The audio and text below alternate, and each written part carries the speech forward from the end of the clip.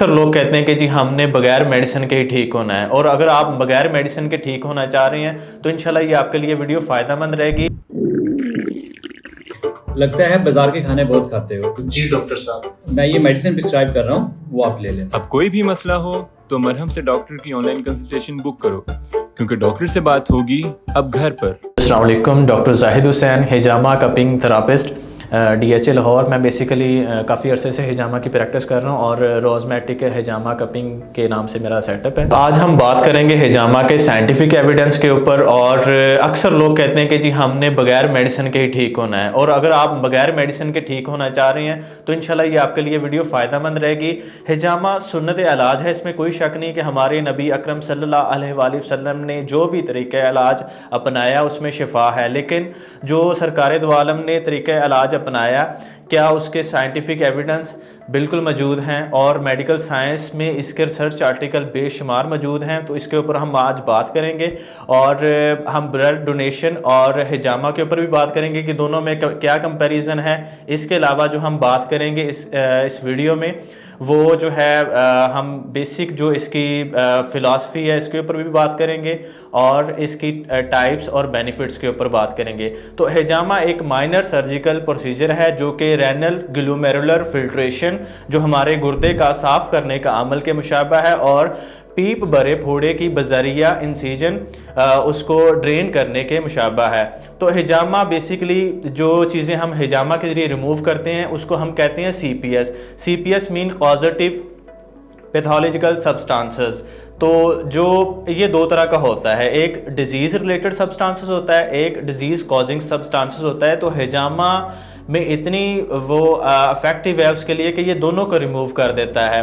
तो आप ये देखें कि हमारे नबी ने जो भी तरीक़ा इलाज अपनाया उसमें कितनी अफादियत है कि हिजामा हमारे जो डेड पार्टिकल्स हैं बॉडी के अंदर उसको बाहर निकालता है। हिजामा बेसिकली हमारे जो कैपिलरी नेटवर्क के अंदर जो डेड पार्टिकल्स होते हैं, क्योंकि वो जो कैपिलरी नेटवर्क का जो पोर का साइज़ है वो होता है 6 to 12 नैनोमीटर। तो हमारे जो RBC है उसका साइज़ होता है 6 to 9 माइक्रोन। तो जो RBC है उसमें से लाइन बनाकर गुजरता है, वो चूंकि उससे बाहर नहीं आ सकता। तो हिजामा के जरिए जब हम कप लगाते हैं तो नेगेटिव सेक्शन से क्या होता है कि वो जो डेड पार्टिकल्स हैं वो सुपरफिशियल एरिया पर आ जाते हैं। तो फिर हम क्या करते हैं कि माइनर स्क्रैच कितना होना चाहिए 1 mm का। ये जो हमारी बॉल पॉइंट है इसकी जो बॉल अक्सर आपने देखा होगा कि इसके ऊपर लिखा होता है 0.8 mm।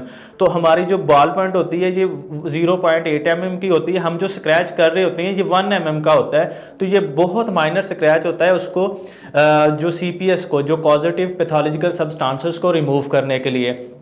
तो अगर हम बात करें हिजामा इतना इफेक्टिव है कि जितना भी पैथोलॉजिकल सब्सटेंसेस है उसको रिमूव करने की इसके अंदर एबिलिटी है। फॉर एग्जांपल यूरिक एसिड का पेशेंट है, उसको नी में पेन है, जो नी में पेन होती है अक्सर आपने देखा होगा स्वेलिंग भी होती थी। अगर हम हिजामा करते हैं ना उस लोकल एरिया पर, तो क्या होता है कि वो जो डेड पार्टिकल्स हैं, वो जो पैथोलॉजिकल सब्सटेंसेस है, हिजामा उसको रिमूव कर देता है। तो आप ये देखें कि 1400 साल पहले सरकार दो आलम ने जब हिजामा खुद भी किया, दूसरों को भी बताया, तो देखें ये कितना इफेक्टिव ट्रीटमेंट है। और इसके ऊपर हम मजीद आगे बात करेंगे कि इसकी टाइप्स कितनी है।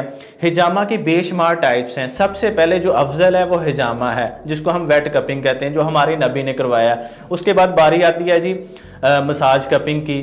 फिर उसके बाद बारी आती है जी जो एज ए मेडिकल किया जा सकता है, उसकी मैं ऊपर बात करने लगा हूँ कि फायर कपिंग है, मसाज कपिंग है, बैम्बू कपिंग है, ड्राई कपिंग है। तो इसके डिफरेंट बेनिफिट्स हैं। अक्सर आपने देखा होगा वीडियोस में माइकल फिलिप्स है या रॉक है, ये अक्सर ये करवाते हैं, विराट कोहली भी करवाते हैं। हमारे जो पाकिस्तानी क्रिकेटर हैं, ये जितने भी स्पोर्ट्समैन हैं, ये अक्सर करवाते हैं, हिजामा अक्सर करवाते हैं। अक्सर हमारे पास पेशेंट आते रहते हैं ये, और बहुत ज़्यादा इफेक्टिव है, क्योंकि हिजामा जो पैथोलॉजिकल सब्सटेंसेस है, वो जो मर्जियाती मवाद है उसको जिस्म के अंदर से निकाल देता है। जब वो निकल जाता है तो ज़ाहिरी बात है बॉडी रिलैक्स हो जाती है। तो इसके ऊपर हम बात की, अभी हमने टाइप्स के ऊपर बात की कि इसकी बेशुमार टाइप्स हैं, और उससे भी फ़ायदा जिस तरह बैम्बो कपिंग है बहुत अच्छी है, सर्दियों में करवाई जा सकती है। इसके अलावा फायर कपिंग है बहुत अच्छी है, ये हमारे मसल्स को रिलैक्स करती है, और इसके अलावा हमें न्यूरल बेनिफिट भी देती है।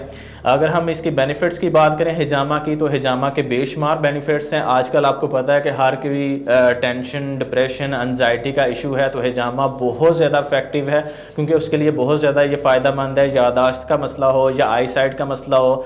इसके अलावा जो आजकल कामन इशू है हमारे, जो जिस तरह ब्लड प्रेशर है, कोलेस्ट्रॉल है, यूरिक एसिड के लिए बहुत ज़्यादा फ़ायदेमंद, मैंने पहले भी बात की है यूरिक एसिड के ऊपर। और इसके अलावा बैक पेन के लिए बहुत ही ज़्यादा अफेक्टिव है। आपके जो फ्रोज़न शोल्डर के इशू बहुत ज़्यादा हैं, नी में पेन के, शैटिका के हैं, उसके लिए भी करवाया जा सकता है। ख़ास कर जो एक बहुत अक्सर देखने में आता है कि इनफर्टिलिटी के हवाले से कि जो फ़ीमेल को गायनी के भी इशू होते हैं, उसके लिए हिजामा हमने बहुत ज़्यादा बेहतर देखा है, क्योंकि हिजामा उसके लिए फ़ायदेमंद है। और अगर हम इसकी बात करें हिजामा और ब्लड डोनेशन की, देखें अक्सर लोग कहते हैं कि जी हम ब्लड डोनेट कर देते हैं।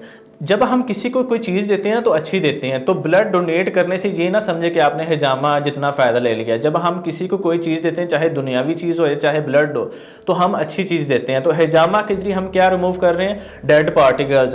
तो हिजामा और इसमें ब्लड डोनेशन में ज़मीन आसमान का फ़र्क है। तो काइंडली ये एक रिक्वेस्ट है, अक्सर लोग हमें कहते हैं कि जी हम ब्लड डोनेट करते रहते हैं, उसको कभी भी हिजामा के साथ कंपेयर ना करें, क्योंकि हिजामा के जरिए हमने वेस्ट प्रोडक्ट, फासद मवाद जिस्म से खारिज करना। मैं आम अल्फाज में इसलिए बता रहा हूँ कि सुनने वालों को ये पता चले कि ये मर्जियाती मवाद निकालता है। ये पैथोलॉजिकल सब्सटेंसेस जो हिजामा वो रिमूव कर रहा है, ना कि आप जब ब्लड किसी को देते हैं वो अपना फ्रेश खून देते हैं। हम जो हिजामा के जरिए करते हैं, जब कप लगाते हैं तो वो जो वेन और आर्टरी का ब्लड है हम वो नहीं रिमूव करते, ठीक है। हम जो सुपरफिशियल सरफेस में जो डेड पार्टिकल्स पड़े हैं ना, हम उसको रिमूव करते हैं। वो बेशुमार पॉइंट्स है, 1000 से ज़्यादा पॉइंट्स हैं, तो उनके ऊपर हम पेशेंट हमारे पास आता है, कंसल्टेशन करते हैं, फिर उसके पॉइंट सेलेक्ट करते हैं, ठीक है, उसका ट्रीटमेंट प्लान तैयार करते हैं, फिर उसका ट्रीटमेंट होता है। तो पॉइंट्स जो मखसूस पॉइंट्स होते हैं वहाँ पर हिजामा होता है, तो फिर फ़ायदा होता है। तो इसलिए कभी भी देखें जो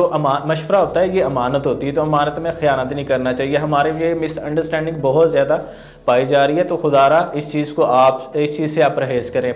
एक जो चीज़ है कि हिजामा, अक्सर लोग कहते हैं कि जी ये बहुत ज़्यादा डेंजरस है। डेंजरस नहीं है, देखें आप एक्सपर्ट से करवाएं और ये आपके लिए बहुत ज़्यादा फ़ायदेमंद रहेगा। मैं कहता हूँ कि ये अल्लाह की तरफ से बहुत बड़ी नेमत है। ये पूरे आप यूरोप की बात करें तो बहुत ज़्यादा है। अगर हम हमारे पाकिस्तानियों की बात करें तो ये बहुत ज़्यादा हिजामा करवाते हैं, ख़ासकर जितना भी हमारा पढ़ा लिखा तबका है, बल्कि जितना भी शाऊर रखने वाला जो समझता है कि नहीं ये बहुत बड़ी साइंस भी है और इसमें देखिए सुन्नत तो है, शिफा है, लेकिन हमने ये भी देखना है कि जो हमारे नबी ने जो भी तरीका अपनाया वो कितना बड़ा वो एक शोबा है।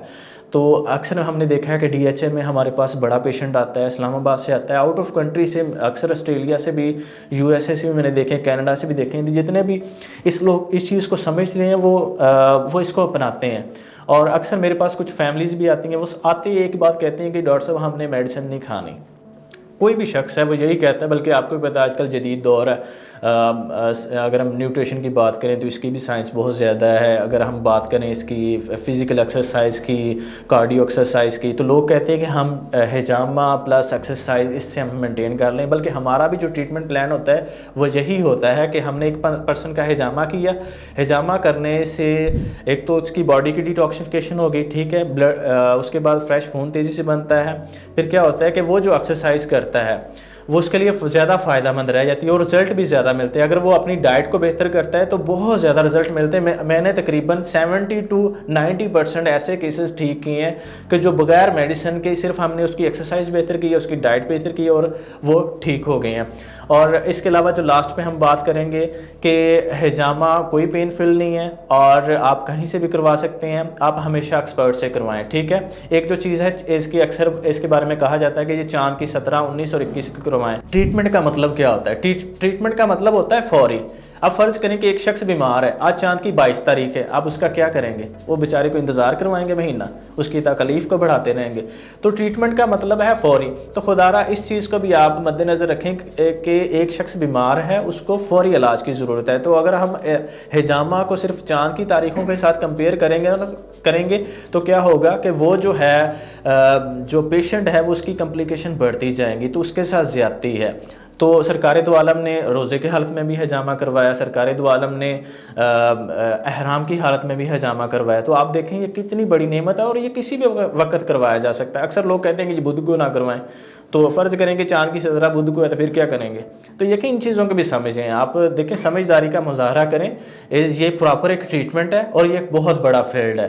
तो कभी भी आप इस तरह की जो क्यास आराइयाँ होती हैं इनके ऊपर ना आए। ये ट्रीटमेंट है, मैं इसलिए बार बार फोर्स कर रहा हूँ। देखें ये अमानत होती है और हमने इसको बढ़ाना है, ये हमारी नबी की सुन्नत है। और मैं अक्सर देखता हूँ इतना माशाल्लाह पढ़ा लिखा जो शऊर वाला बंदा हमारे पास आता है ट्रीटमेंट के लिए, तो हमें बड़ी खुशी होती है कि देखें वो उसने सिर्फ नेट से वीडियो देखी। अक्सर मौलाना तारक जमील साहब हैं और भी उलमा कराम हैं, सभी इसके ऊपर मुतफिक हैं और उनकी वीडियो भी मौजूद है। लेकिन ये बहुत बड़ा फील्ड है, आप ये ट्रीटमेंट किसी भी वक्त करवा सकते हैं। आप अपने प्यारों का इलाज करवाएं। हिजामा कपिंग थेरेपी से रिलेटेड कोई भी आपका सवाल है तो आप कमेंट सेक्शन में भी जो भी बात होगी आप पूछ सकते हैं। शुक्रिया, अल्लाह हाफिज़।